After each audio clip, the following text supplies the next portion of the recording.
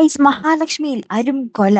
അതേ കൂട്ടുകാരെ, സഹികെട്ട് ക്ഷമകെട്ട് നമ്മുടെ മഹാലക്ഷ്മി ഒടുവിൽ അതും ചെയ്യുന്ന നിമിഷങ്ങളായിരിക്കുമോ വരാൻ പോകുന്നത്? അതേ കൂട്ടുകാർ, ഇന്ന് വരുന്ന എപ്പിസോഡിൽ നമുക്ക് കാണുവാൻ സാധിക്കുന്നുണ്ട്, ക്യാബിനിൽ മദ്യപിച്ച് കയറി നമ്മുടെ സാഗർ മഹാലക്ഷ്മിയോട് അപമര്യാദയായിട്ട് പെരുമാറുന്നുണ്ട്.